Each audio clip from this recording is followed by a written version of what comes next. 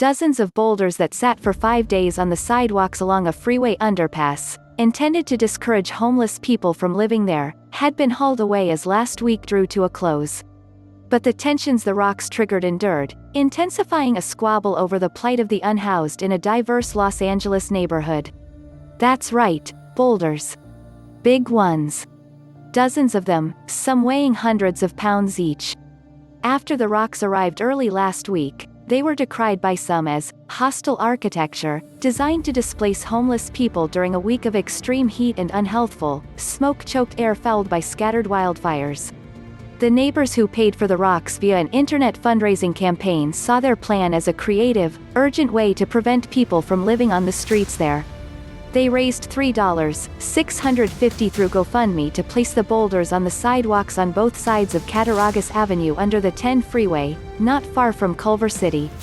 They say they'd had enough of blocked sidewalks, piles of trash and confrontations with the residents of encampments. If they live there, they endanger not just themselves, but others, said Andrew Yip, who said the number of homeless has grown since he moved to Rainier Village in 2011. Advocates for the homeless, however, were aghast over the rocks. That money could have paid for hotel rooms for unhoused Angelenos, said Andrea Moore, with K-Town for All, a group that does advocacy work for the homeless. It could have gone to paying a first month's rent. It could have gone into mental health services. Social media exploded.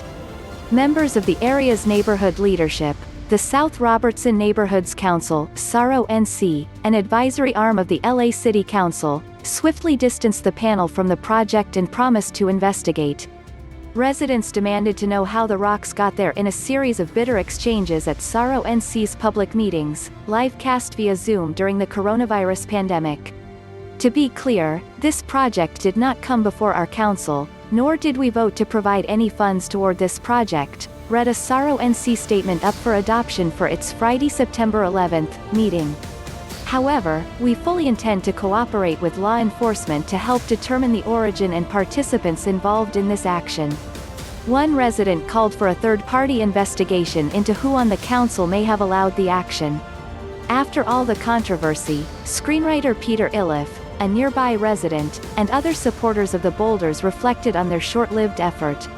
"We have a big problem with homelessness in this city," he said, adding that, "the city has failed us and the homeless." The writer of such movies as Point Break and Varsity Blues, Iliff also directed, in 2017, a documentary short subject called Trump's America, which focuses on the rigors of life for a homeless man living on the streets.